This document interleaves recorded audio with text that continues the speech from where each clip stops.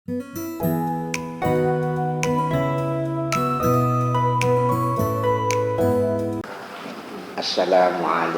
warahmatullahi wabarakatuh. Alhamdulillahirabbil alamin. Alladzi khalaqal insana fi ahsani taqwim. Alladzi ja'alal Qur'ana hudan lil muttaqin. Wassalatu wassalamu ala Muhammadin wa ala alihi wa sahbihi ajma'in. Amma ba'd. Hadirin, mari kita sama-sama menelusuri kajian surah Ali Imran ayat 21 dan seterusnya. A'udzu billahi minasy syaithanir rajim. Innal ladzina yakfuruna bi ayatillahi wa yaqtuluna an-nabiyyina bighairi haqqin wa yaqtuluna alladzina ya'muruna bil qisti minan nasi fabashshirhum bi'adzabin alim. Ulaika alladzina habitat a'maluhum fid dunya wal akhirah wa ma lahum min nasirin. Alam tara ilal ladzina utu nasiban minal kitabi yud'auna ila kitabillahi liyahkuma bainahum thumma yatawalla fariqum minhum wa hum mu'ridun. Dzalika bi'annahum qalu lan tamassana an-naru illa ayyaman ma'dudat wa gharrahum fi dinihim ma kanu yaftarun. Shadaqallahu alazim. Innal ladzina yakfuruna bi ayatillah. Sesungguhnya orang-orang yang mereka sama mengingkari dengan ayat-ayat Allah. Wa yaqtuluna an-nabiyyina bighairi haqqin, dan mereka sama membunuh para nabi dengan tidak wajar, dengan tidak benar. Wa yaqtuluna alladzina ya'muruna bil qisti, wa yaqtuluna, dan mereka sama membunuh alladzina, orang-orang yang ya'muruna bil qisti, yang sama memerintahkan kepada kejujuran dan kebenaran, minan nasi, dari kalangan manusia. Fabashshirhum bi'adzabin alim, maka gembirakanlah mereka dengan adab yang pedih. Ulaika alladzina habitat a'maluhum, ulaika, mereka itu, alladzina, orang-orang yang habitat, tercabut, a'maluhum, amal perbuatan mereka, fid dunya wal akhirah, di dunia dan di akhirat. Wa ma lahum min nasirin, dan tiadalah bagi mereka dari hal itu mendapatkan penolong atau orang-orang yang menolong. Alam tara ilal ladzina utu nasiban minal kitabi. Alam tara, belumkah engkau melihat? Apakah tidak engkau perhatikan? Atau belumkah engkau melihat? Ilal ladzina, kepada orang-orang yang utu nasiban minal kitabi, mereka diberi atau didatangkan nasiban, bagian atau sebagian, minal kitab, daripada kitab. Yud'auna, ini bentuk majhul. Kalau maklumnya yad'auna, kalau bentuk majhulnya yud'auna, mereka diseru. Mereka diseru ila kitabillah, kepada kitab Allah. Liyahkuma bainahum, supaya atau untuk menghukumkan di antara mereka. Tsumma yatawalla, kemudian berpaling. Fariqum minhum, segolongan dari mereka. Alam tara ilal ladzina utu nasiban minal kitab, belumkah engkau melihat kepada orang-orang yang mereka diberi bahagian daripada kitab? Yud'auna ila kitabillah, mereka diseru,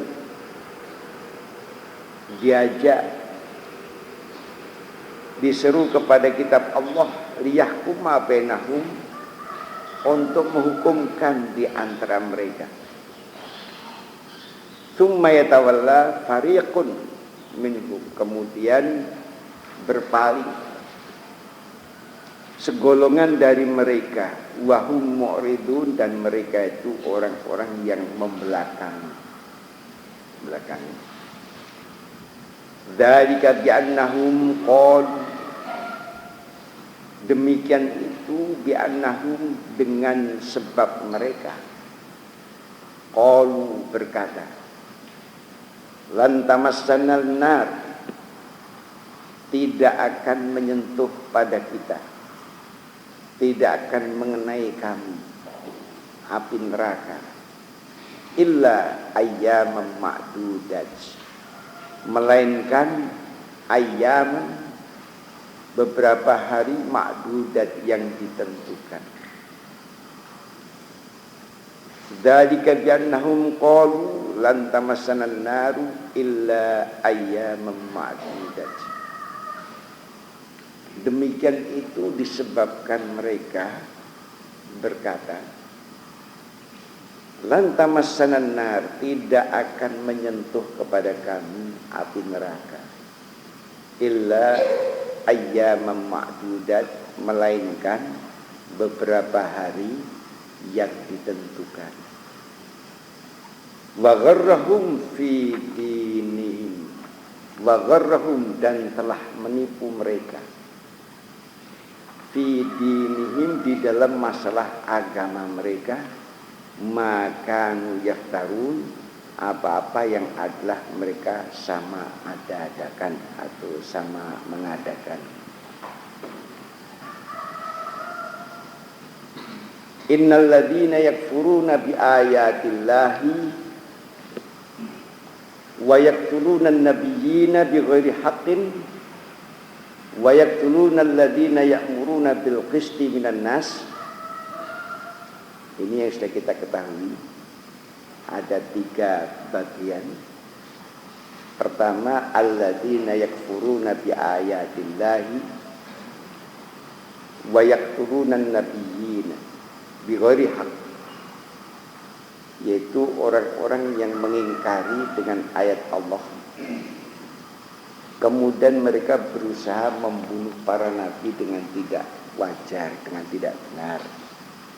Itu yang sudah kita ketahui, yaitu golongan orang yang dinyatakan Allah alatul hisab, sejahajat musuh, yaitu mereka yang diterangkan dalam Quran surah Al-Baqarah 204-206 yang tempo dulu sudah kita kaji, yaitu orang-orang yang melaksanakan dalam hidupnya, melaksanakan 4 kerusakan. Pertama, memang mereka sudah berniat dalam hidup mereka untuk menjadi perusak dan menjadi perusak. Yang keduanya, mereka itu mengadakan yang menjadi sasaran mereka untuk kerusakan itu, yaitu kaum wanita, kemudian generasi, yang ketiganya, kemudian yang keempatnya adalah ekonomi. Itu yang dikatakan alatul hisab, sejahajat musuh. Ini golongan yang mengingkari kepada ayat-ayat Allah yang diterangkan dalam surah itu. Kemudian di samping itu juga yang kedua, yaitu itu golongan kaum ambivalens. Orang yang berlagak baik tetapi hakikatnya jahat. Orang yang selalu seolah-olah mau menengahi persoalan, tetapi sebenarnya mereka itu sendiri orang yang ragu terhadap kebenaran dan mereka berpihak kepada orang kafir. Itu yang diterangkan dalam surat An-Nisa 91. Ini juga dulu pernah kita kaji, golongan ambivalens, golongan orang yang ragu-ragu. Kemudian ayat selanjutnya yang diistilahkan dalam firman wayaqtuluna alladziina ya'muruna bil qisti minan nas, yaitu orang-orang yang membunuh kepada orang-orang yang menegakkan kebenaran. Artinya orang yang membunuh kepada orang yang menegakkan kebenaran itu yang dimaksudkan adalah orang yang selalu berusaha memadamkan cahaya kebenaran Allah. Termasuklah orang zalim yang diterangkan dalam surah As-Saff ayat 8. Orang-orang yang yuriduna liyutfi'u nurallahi bi afwahihim. Orang yang selalu menginginkan akan memadamkan cahaya Allah dengan segala taktik dan strategi mereka. Itu yang dimaksudkan. Mereka itu orang-orang yang diistilahkan itu membunuh orang-orang yang menegakkan kebenaran dari kalangan di tengah kepada kalangan manusia, yaitu orang-orang yang menegakkan kebenaran itu biasanya kaum mujaddid kamil, orang yang menegakkan kebenaran berdasarkan petunjuk Quran dan Sunnah Rasul. Nah, golongan yang tidak senang itu golongan orang yang selalu berusaha ingin memadamkan cahaya kebenaran. Yuriduna yudfi'u nurallahi bi afwahihim wallahu mutimmu nurihi walau karihal kafirun. Jadi Allah tetap akan menyempurnakan walaupun orang yang ingkar itu benci sampai kapanpun, bagaimanapun juga. Itu surah As-Saff ayat nomor 8 itu. Itulah maka yang diistilahkan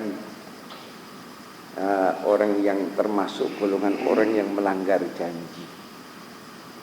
Melanggar janji yang diterangkan dalam surah Anfal ayat 55 dan 56. Mari kita coba kita buka surah Anfal 55 56.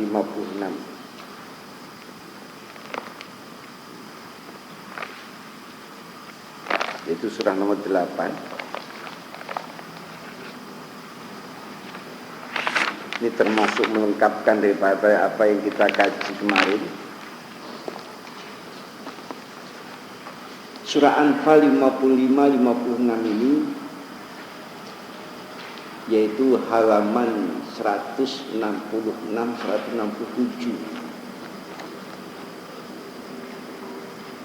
Alladzina ahadta minhum tsumma yanquduna ahdahum fi kulli marratin wa hum la yattaqun fa imma tasqafannahum fil harbi akan inna syarrad dawab 'indallahi alladzina kafaru fa hum la yu'minun alladzina ahadta minhum tsumma yanquduna ahdahum fi kulli marratin wa hum la yattaqun. Sesungguhnya sejahat-jahat binatang melata, ad-dawab, binatang melata, indallah, di sisi Allah, alladzina kafaru fahum la yu'minun, orang-orang yang mengingkari sehingga mereka itu betul-betul tidak mau beriman. yaitu alladzina ahadta minhum thumma yanquduna ahdahum fi kulli marratin, yaitu orang-orang yang telah menetapkan perjanjian dari kalangan mereka, kemudian mereka itu mengingkari, mendurhakai. Istilah bahasa kita ini cedera. Mereka itu mencederai janji janji mereka. Fikul limaratin, di tiap-tiap kali. Jadi orang yang kalau berjanji dengan orang yang beriman itu selalu mengingkari setiap janji, sama dengan seperti keadaan orang Yahudi berjanji dengan orang Palestina, mengingkarinya. Seperti orang-orang Belanda dulu mengajak berunding, kapan kalah ngajak berunding, kemudian diingkarinya. Kapan berunding diingkarinya. Nah, itu orang-orang seperti inilah, mereka termasuk daripada, ya dimasukkan dalam golongan orang yang membunuh orang-orang menegakkan kebenaran, dan juga membunuh para nabi juga sama. Nah, itu. Jadi di situ diistilahkan oleh Allah Subhanahu wa taala, wa hum la yattaqun, mereka itulah orang yang tidak ada cahaya takwa sama sekali. Betul-betul manusia yang gelap daripada sinar takwa. Apapun keadaannya, mereka senantiasa berusaha untuk memidamkan cahaya kebenaran, dan mereka itu selalu cedera terhadap janji, sehingga mereka itu betul-betul tidak ada cahaya gambaran sebagai orang yang bertakwa atau semu-semu takwa jadilah. Hanya pada waktu mereka kewalahan maka mereka selalu mengajak berunding. Ini contoh gambaran waktu zaman Belanda dulu.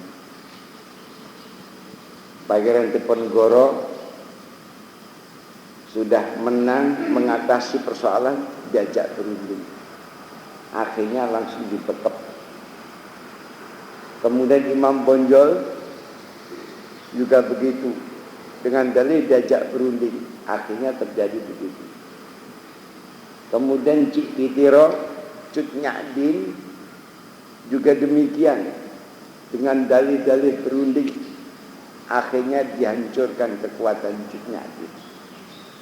Begitulah kebiasaan mereka, dan mereka itu biasanya mempunyai misi-misi yang belagak Islami. Di contoh Belanda, mereka mempunyai misi yang dimasukkan khusus ke dalam kalangan umat Islam.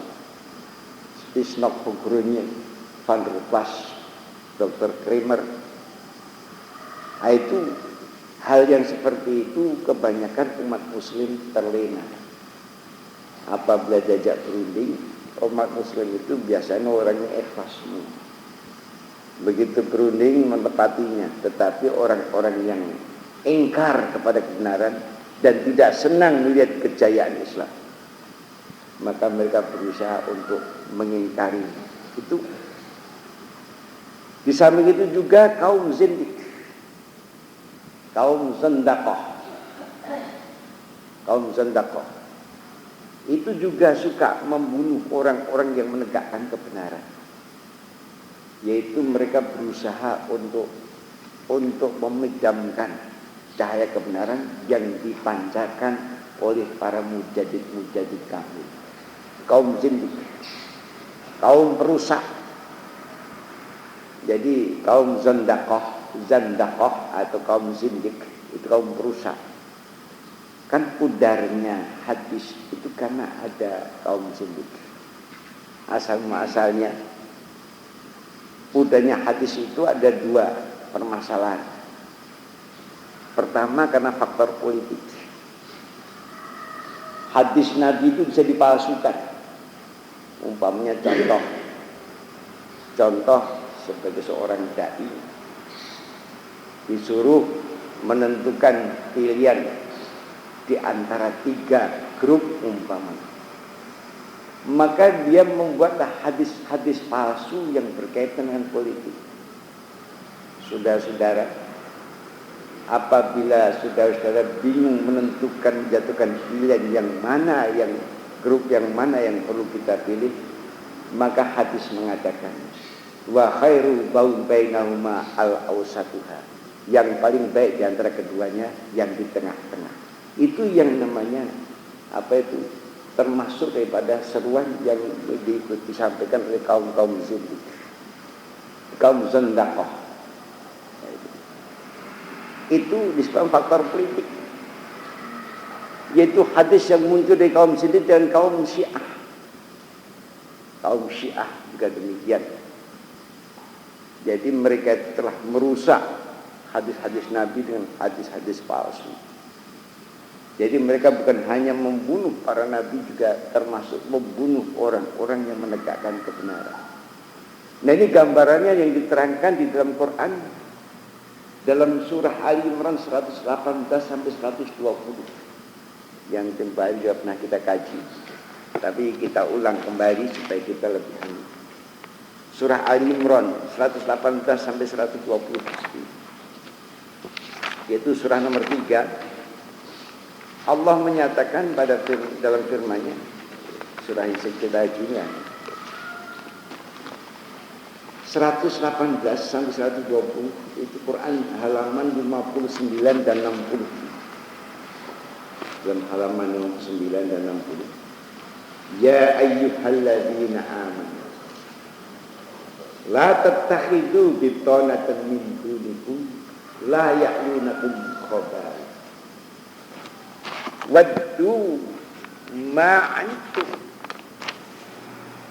qad batatil baghdha'u min afwahihim wa ma tukhfi suduruhum akbar qad bayyana lakumul ayati in kuntum ta'qilun ha antum ulai tuhibbunahum wa la yuhibbunakum wa tu'minuna bil kitabi kulli wa idza laqukum qalu amanna wa idza khalu 'addu 'alaikumul anamila minal ghayr qul mutu bi ghayrikum innallaha alimun bidzati sudur in tamsaskum hasanatun tasuhum wa in tusibkum sayyi'atun yafrahu biha wa in tasbiru wa tattaqu la yadurrukum kaiduhum syai'a innallaha bima ya'maluna muhit.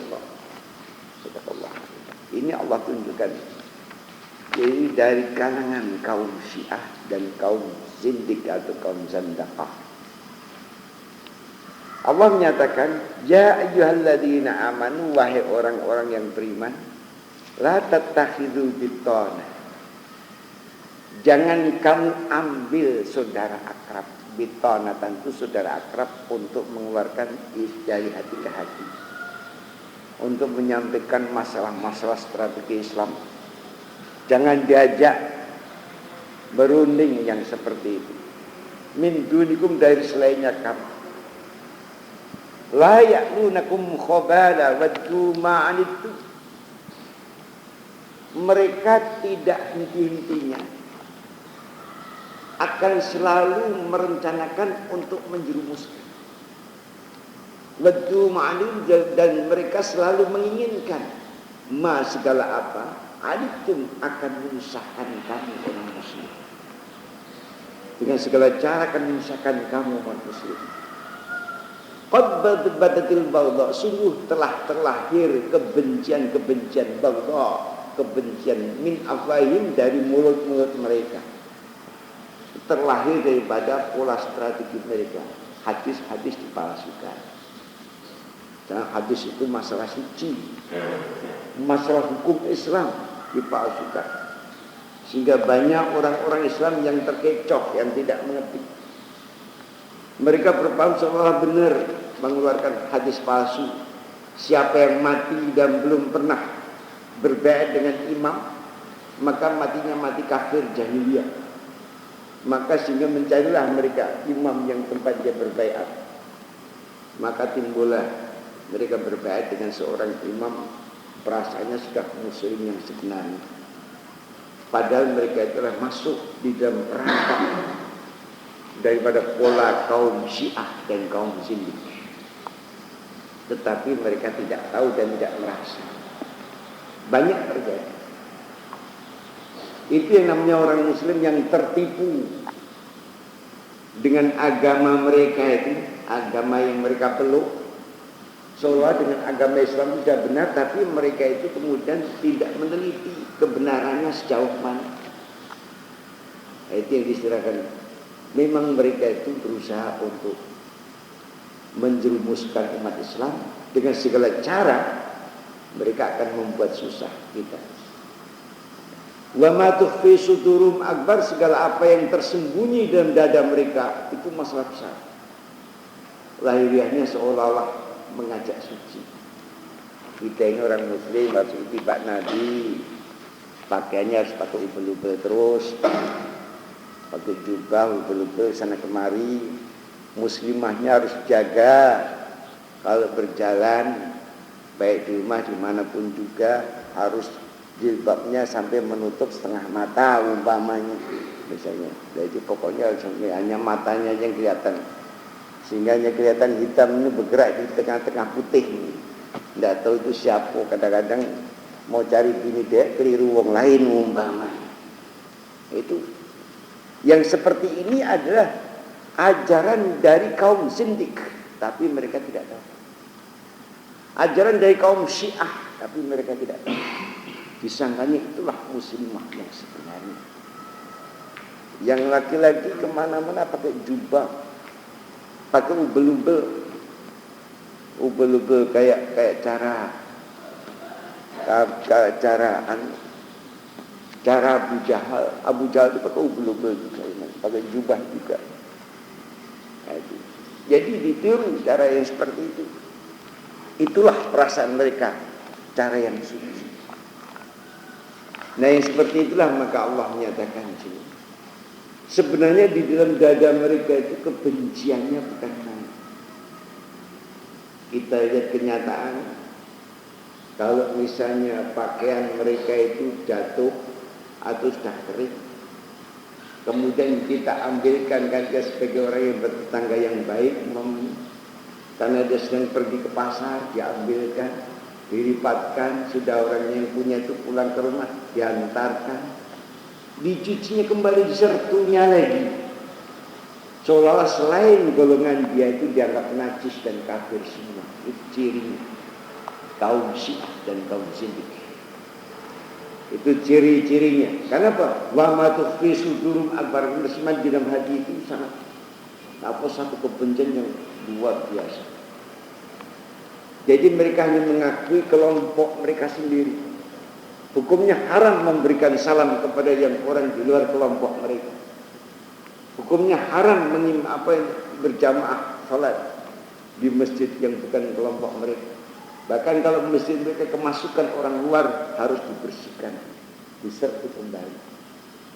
Yang seperti itulah gambaran-gambaran daripada pemunculan dari hati yang sangat jahat kepada Islam. Sedangkan dalam Islam kita disuruh mencintai umat manusia. Sesama muslim yang mengucap dua kalimat syahadat disuruh untuk menjaga, memelihara dengan baik.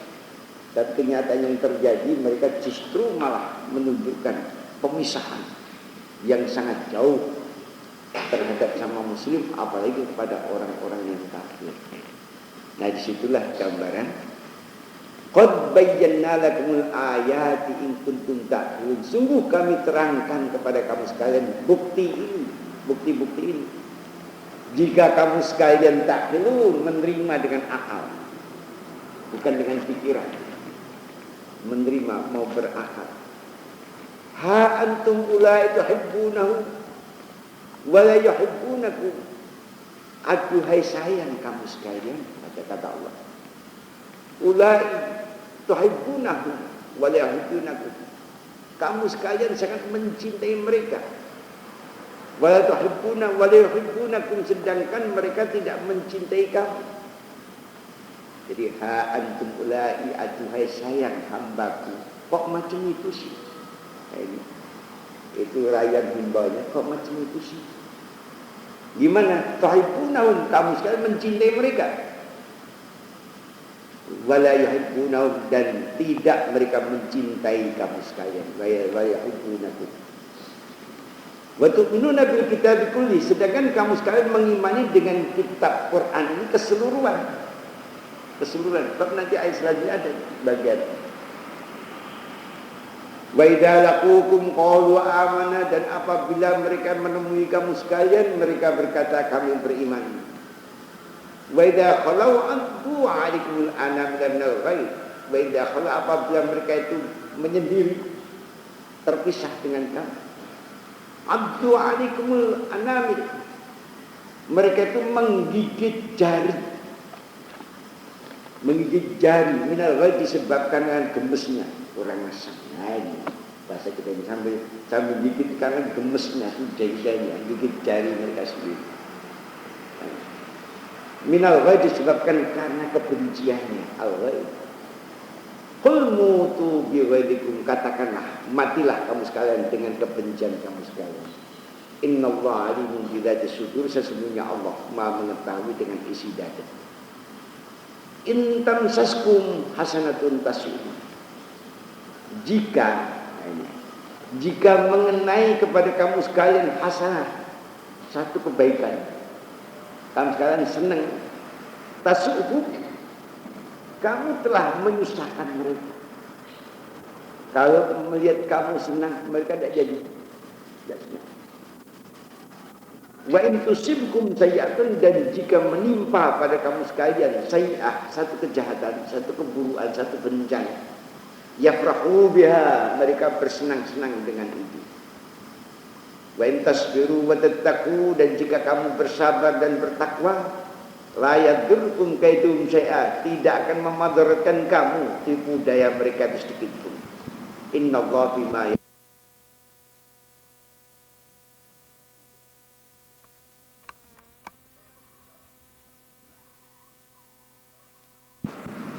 kaum Syiah, kaum Jindik, termasuklah orang-orang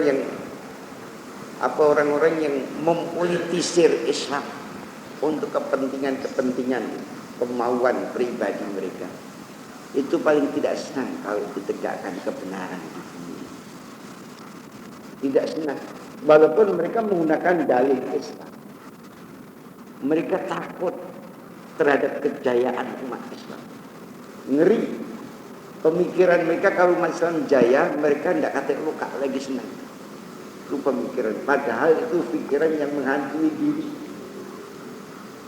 yang tidak akan mungkin terjadi, tapi menghantui diri karena bisikan-bisikan setan Yahudi, setan Nasoro, itu biasanya. Sehingga terjadilah mereka itu membenci dengan umat muslim yang sebenarnya. Itu kebencian yang luar biasa. Bahkan kalau terjadi kesusahan di kita, maka mereka mengatakan syukurlah. Kalau bahasa Palembang lantaklah. Kalau bahasa dusun kami mateklah kawan, mateklah. Lajulah. Senang. Tapi kalau kita mendapat senang, mereka bencinya setengah mati. Nopo untuk senang baik. Cak ini berusaha untuk disusahkan. Nah di sini Allah memberikan gambaran kepada kita bahwa mereka begitu keadaannya. Maka itu kita dituntut Allah supaya wa in tattaqu wa in tasbiru wa tattaqu. Kita harus teguh pendirian dan kita harus tetap menepati ketakwaan secara baik dan benar. Itu tidak akan menimbulkan apa-apa dalam diri orang-orang muslim. Nah ini yang ditunjukkan Allah di dalam Quran, dalam surah Ali Imran ayat nomor 118 sampai dengan 120 ini, yang dimaksudkan kaum Zandaqah. Ini maka Allah menyatakan pada lafaz ini, ulaikal ladzina habitat a'maluhum fid dunya wal akhirah wa ma lahum min nasirin. Mereka itulah gambaran orang-orang yang dibetot amalnya, dicabut seluruh amal, baik di dunia maupun akhirat.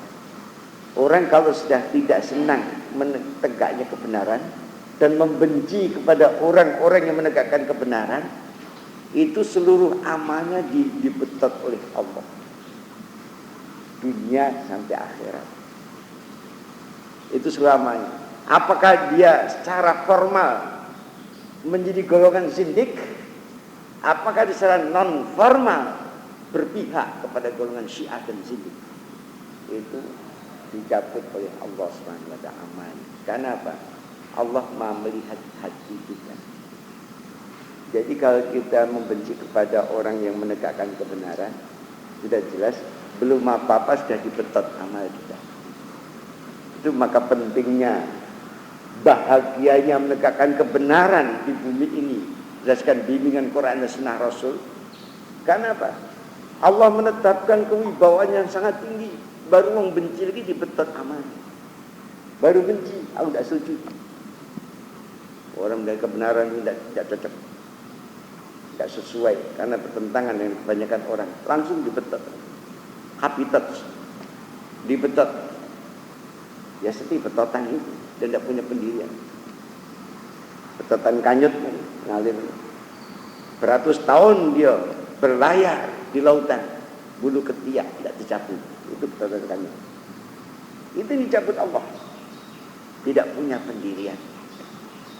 Nah, ini gambaran yang diistilahkan dalam Quran surah Ali Imran ayat 118-120 itu. Fid dunya wal akhirah wa malahum min nasirin, dan mereka tidak mendapatkan penolong.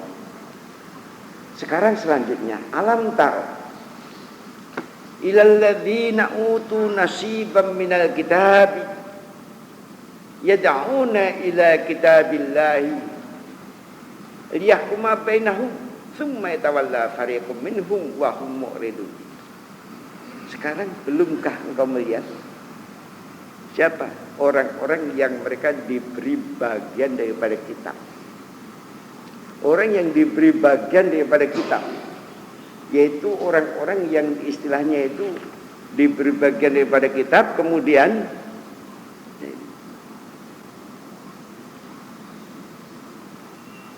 mereka itu diseru, yud'auna ila kitabillah, mereka diseru kepada kitab Allah supaya berhukum bainahum, di antara mereka, tsumma yatawalla, kemudian berpaling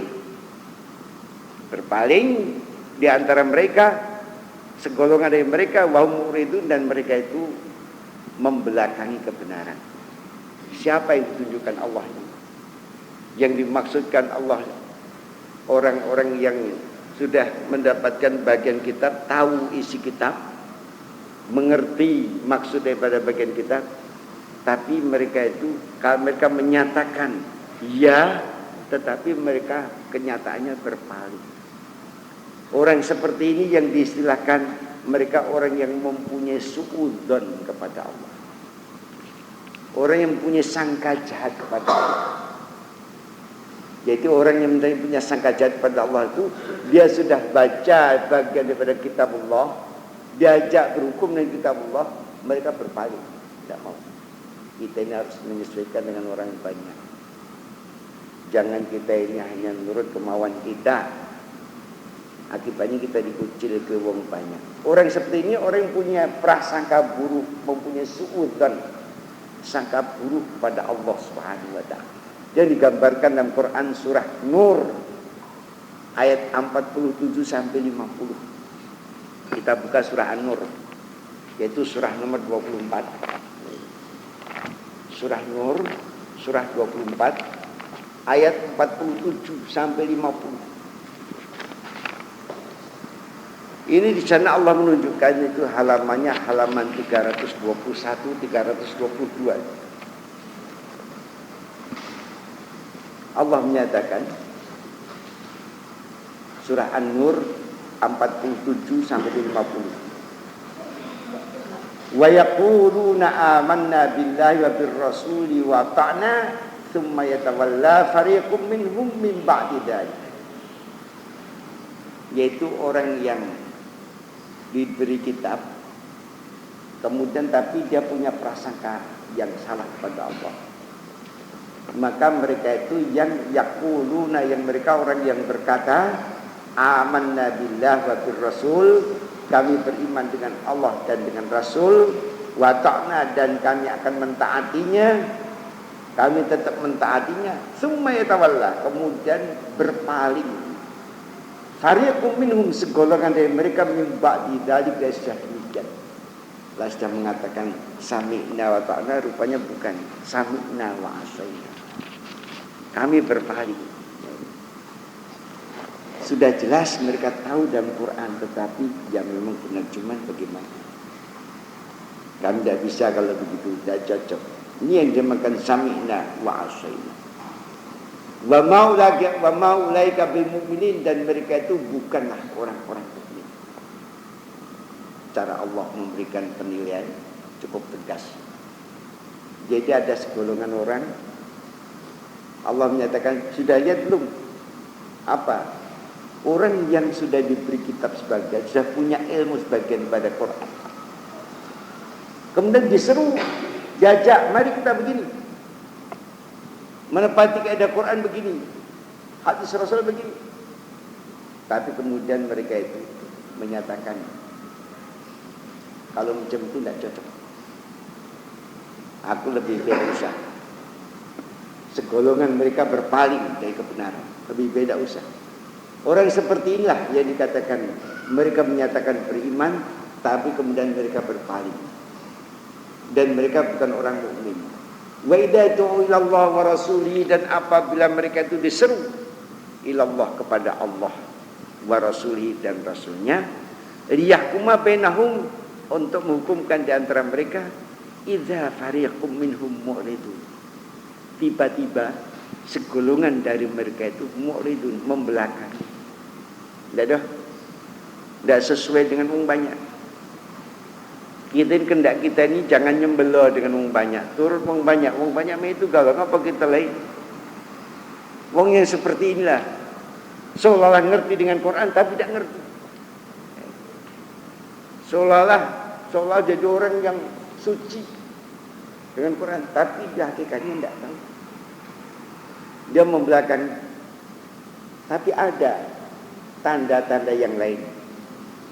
Wa iyyakum lahumul haqqu ya'tu ilaihi mud'ani. Dan jika ada bagi mereka hak, ada sesuatu yang merasa mereka itu ada hak, tapi kok tidak mendapatkan tempat. Saya itu punya hak, ini hakku, bagaimana supaya hakku ini ku dapat? Maka Allah menyatakan ya'tu ilaihi mud'in, mereka akan mendatangi kepadanya dengan cara khusyuk. Jadi waktu diajak kebenaran, maka mereka berpaling, aku tidak mau. Tapi di saat memikirkan masalah hak pribadinya, wah, datang dengan khusyuk. Macam mana? Dalam hukum Islam bagaimana? Kita begini kan, saya begini. Ada kan orang kadang-kadang begini. Kalau misalnya diajak pada kebenaran, berat. Bahwa kamu tuh begini-begini, wah, berhubung segala macam. Tapi di saat dia ini ada satu keperluan untuk dirinya, datang dengan khusyuk, dengan dalil Islam. Coba permintaan, orang Islam kan harus begini, iya, kan begini, iya. Itu Muslim kan, iya. Aku ni ngadepi si adu begini-begini, kan itu bukan orang Muslim namanya, bukan cara Islam. Itu dan nuntut hak. Jadi kalau dan nuntut hak itu seolah-olah membahas hukum Islam. Tetapi di saat dia dibawa pada kebenaran, mereka mental, tidak sanggup. Nah, orang seperti ini juga orang yang rugi pada dirinya sendiri, yang diistilahkan wa idatu ilallahi wa rasulihi yahkum bainahum idza fariqum minhum muridun wa iyyakum lahumul haq ya'tu ilaihi mud'inin. Kalau ada hak yang diperlukan oleh mereka, mereka datang dengan cara khusyuk, dengan cara tunduk. Maka Allah tunjukkan afiya qulubi maradun, apakah dalam hati mereka ada penyakit? Amir tabu, ataukah mereka ada ragu-ragu? Am yakhafuna ayyahifallahu alaihim wa rasuluhu, ataukah mereka mempunyai kekhawatiran bahwa Allah dan Rasul itu akan mendolimi mereka? Jangan-jangan pelaksana begini kakek rugi aku. Lebih baik harus dilaksanakan. Ini sangka buruk pada Allah. Bal ulaika mudzalimun, bahkan mereka itulah orang-orang yang zalim. Nah, ini hadirin, jadi jelas sekali bahwa ayat-ayat dalam surah Nur 47 sampai dengan 50 ini memberikan gambaran orang yang dirinya itu mengaku orang Islam, percaya dengan Quran, tapi sebagian yang lemak ke dirinya yakin. Tapi kalau dibawa kepada kebenaran sebenarnya mental. Karena apa? Takut berhadapan dengan argumentasi orang kebanyakan. Orang seperti ini tidak percaya dengan kekuasaan Allah. Sangka buruk pada Rasulullah, Allah tidak akan menolongnya. Tapi sifat orang ini, ada sesuatu yang bersifat keperluan pribadinya, ada sesuatu yang sangat perlu, wah datang dengan khusyuk, seolah-olah cairnya dengan khusyuk baru datang. Nah, seolah-olah orang seperti ini, maka dikatakan Allah, orang seperti ini ada 3 alternatif. Hatinya penuh penyakit. Yang kedua, mungkin dia ragu. Dia hatinya penuh penyakit, dia ragu-ragu kepada kebenaran. Yang ketiganya, dia salah sangka kepada Allah dan Rasul. Dia mempunyai buruk sangka kepada Allah dan Rasul, seolah-olah Allah dan Rasul itu tidak akan menepati apa yang dijanjikan dalam Quran. Kadang dibantah. Kan zaman Nabi, ya memang Nabi macam itu yang tapi kita ingat, sekarang ini kita sudah jauh dengan Nabi. Nabi dulu memang begitu. Terjadi ini Allah turunkan pertolongan kita, mana dia? Tidak akan mungkin Allah turunkan langsung seperti ini zaman Nabi. Perasaan orang seperti itu kadang menyelimuti diri. Ya memang itu kan zaman Nabi, sekarang kan bukan zaman Nabi lagi. Nah, penyakit inilah tandanya orang itu punya prasangka buruk kepada Allah. Itu maka Allah menegaskan, kalau kamu bersangka buruk, kata Allah, fayamdud bisababin as-sama tsumma yaqta. Lebih baik panjangkan tali ke langit-langit rumah, sudah itu matilah bergantung. Itu lebih baik daripada punya sangka buruk pada Allah Subhanahu wa taala. Dalam surah Hadid ayat 12. Kalau punya sangka buruk pada Allah, lebih baik panjangkan tali ke langit-langit rumah, semua yang tak kemudian bergantunglah, gantung diri. Itu lebih baik daripada orang punya sangka buruk. Bahwa orang sangka buruk ini orang yang tertipu, terkecoh oleh keyakinan sendiri yang salah. Nah, siapa? Itu nanti akan kita kaji pada selanjutnya. Ini sangat banyak sekali orang terkecoh. Orang yang mengikuti aliran-aliran yang sesat, mengaku Islam tetapi aliran sesat. Mengaku Islam tapi masih bid'ah, mengaku Islam tapi memasuki Syiah atau kaum Sindik, orang yang mengakui kepada baiat imamah, seperti orang yang terkecoh oleh agamanya sendiri. Maka watak karakternya ini yang ditunjukkan dalam Quran, surah An-Nur 47 sampai 50. Insyaallah masih akan kita telusuri lebih rapi lagi dari surah Nur 47 sampai 50 insyaallah. Akhirul kalam, wassalamualaikum warahmatullahi wabarakatuh.